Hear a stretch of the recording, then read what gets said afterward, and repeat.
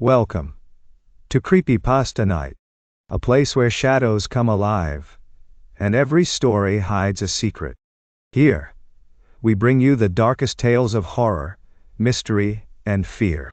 Stories that whisper when the lights go out. Turn off the lights, put on your headphones, and prepare, for the night begins now. The House of Blackwood. Evelyn had not meant to end up in Harrow's End. The town was small, isolated, and seemed forgotten by time. She had imagined something charming when she signed her teaching contract, a place with cozy cottages, smiling neighbors, maybe autumn festivals. Instead, she found streets that emptied at dusk, houses with curtains always drawn, and silence that pressed against her ears like a weight. The children in her classroom were bright but strange. They never drew happy things. When she asked them to paint families, trees, or animals, they instead filled pages with dark shapes, crooked houses, hollow-eyed figures, twisted forests. And almost every child drew the same thing in the corner of their papers, a tall house on a hill, black against the sky. When she asked about it, the children grew pale. One girl whispered, "That's where the children went." The others hushed her immediately, and no one said another word. The adults were worse. Whenever Evelyn mentioned the hill, they looked away, muttered excuses, and left the conversation unfinished. It was only at night, when she lay in her rented room above the town's only tavern, that she sometimes heard something drift in through the thin glass. Faint voices carried on the wind, too far away to understand but too clear to dismiss. They always came from the hill.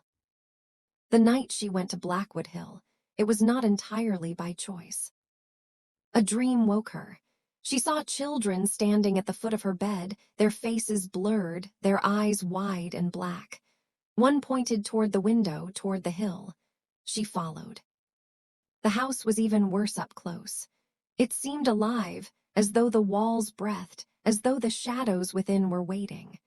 She told herself she would only look around, satisfy her curiosity, and leave. But the moment she stepped through the door, she knew she had made a mistake. She had already seen the nursery and the things that whispered there, already felt the hands dragging her down. Yet when she awoke, she was not dead, not consumed. She was lying outside on the grass at the foot of the hill, the first light of dawn painting the sky.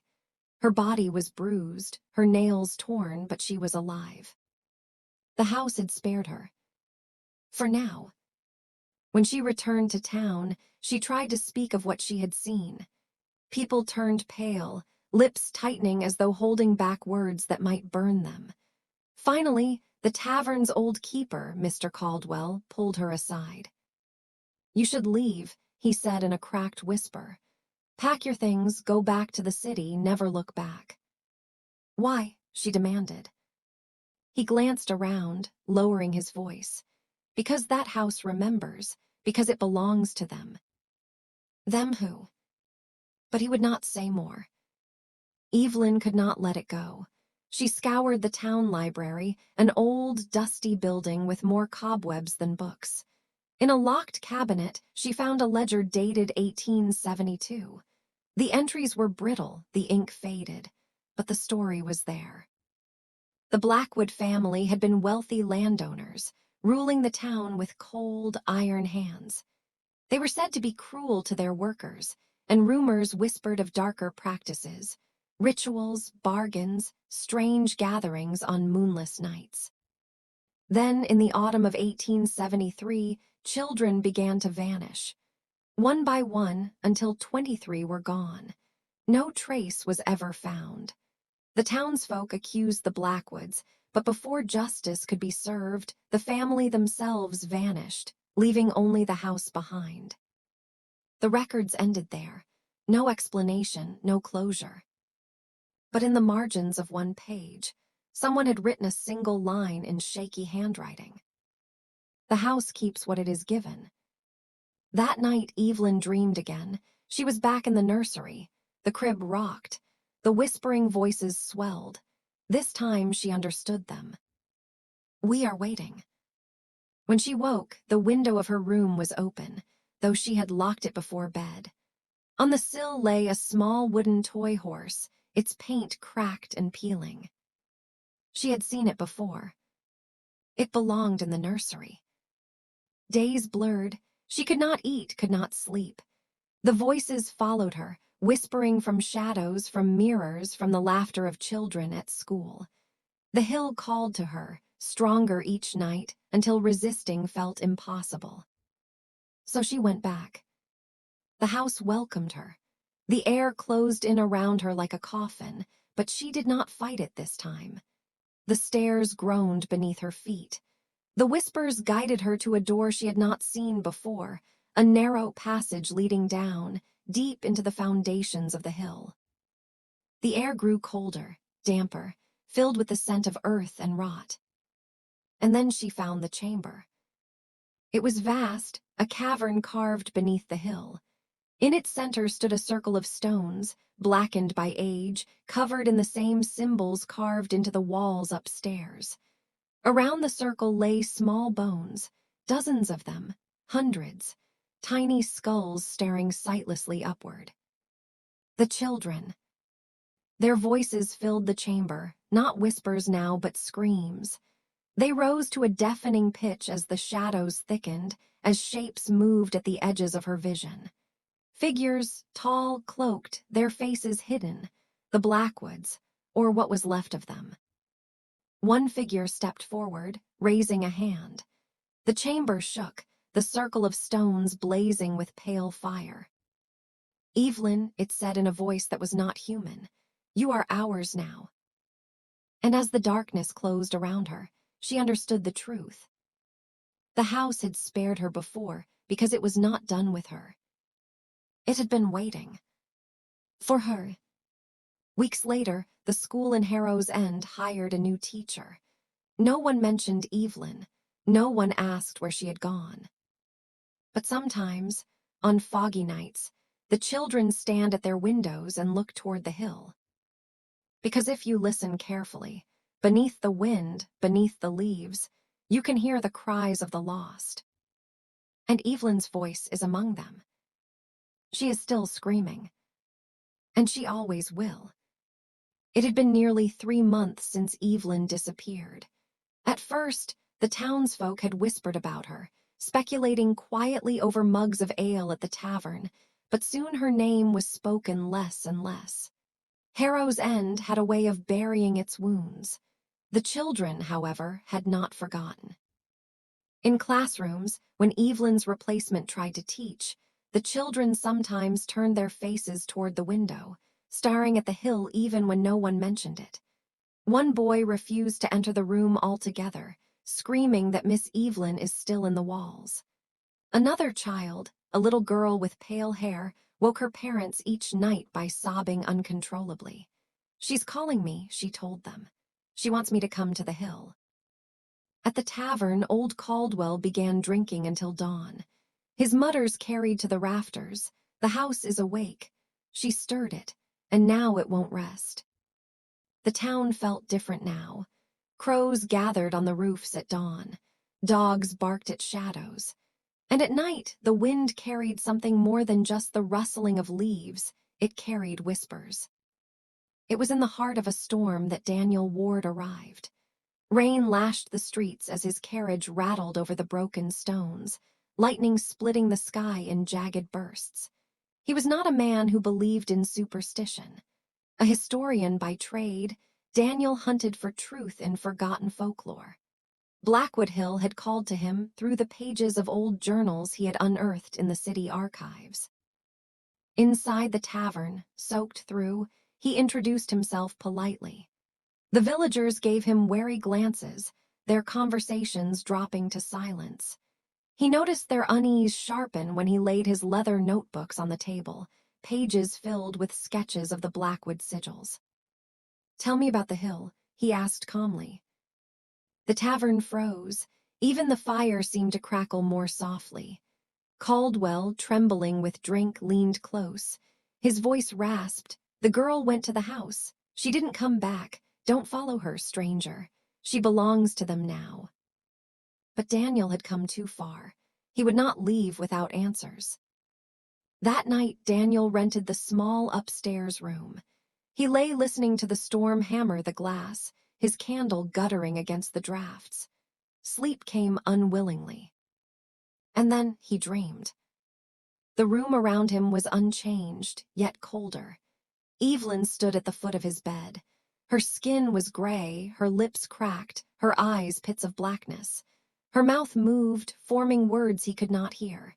She raised a trembling hand and pointed to the window. Lightning flared. For the briefest moment, the reflection in the glass was not his own, but hers. Her face split by shadows, her mouth wide in a silent scream. Then came the whisper, not from her lips, but from everywhere at once, layered voices crawling into his mind. "Come find me." He awoke drenched in sweat, the window wide open though he swore he had locked it. On the sill sat a small, rotting toy horse. The next morning, against all advice, Daniel set out for the hill. The road seemed longer than the maps suggested, winding unnaturally, always rising higher than before. Mist curled at his boots. The house appeared suddenly through the fog, massive, ruined, alive. Its windows flickered as if something moved behind them. The air tasted of rust and mold. As he crossed the threshold, the world changed. Dust did not simply fall, it twisted upward, forming faint faces before breaking apart. Shadows slid along the walls like liquid. The house had noticed him. He wandered deeper, boots crunching over broken glass. Then he entered a hall lined with portraits. Candle sconces lined the walls, though none were lit. Still, the paintings glowed faintly as though alive. The Blackwood family stared down at him, their eyes too sharp, their lips twitching in mockery. He turned his gaze away, then froze. Among them was a new painting. A woman with long dark hair, her skin pale, her eyes black voids. Evelyn. Her painted lips trembled, forming a single word: run. In the study, he discovered a diary.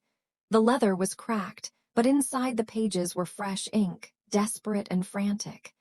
It was Evelyn's handwriting. She wrote of the nursery, the children, the carvings in the walls. The deeper he read, the less human the writing became, lines scratched into the page like claws. The final entry chilled him. "Do not follow me below." When he read it aloud, the book grew warm, then hot, the ink glowing faintly red. Whispers filled the room, 100 voices laughing. The warning was clear, and yet Daniel felt the pull. The floorboards groaned, and behind a tattered rug he found a narrow door. Beyond it, stairs descended into darkness. Lantern in hand, he went down. The air grew heavier, damper, colder.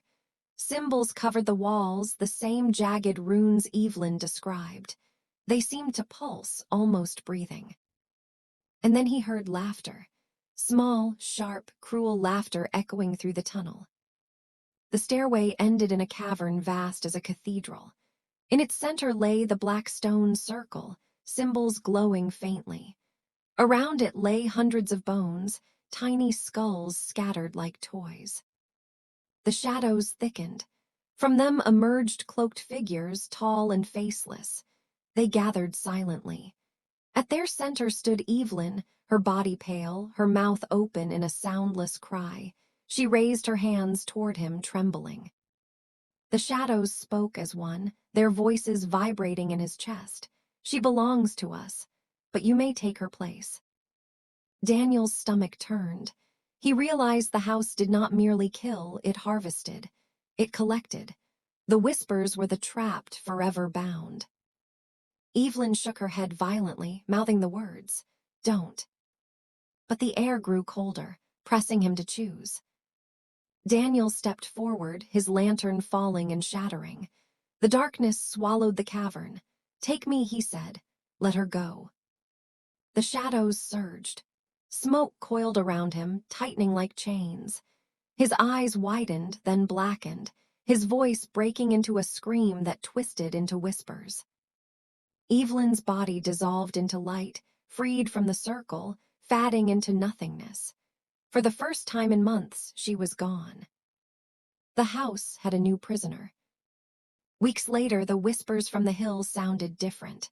Evelyn's voice was gone, but a new one, deeper, sorrowful, joined the endless chorus.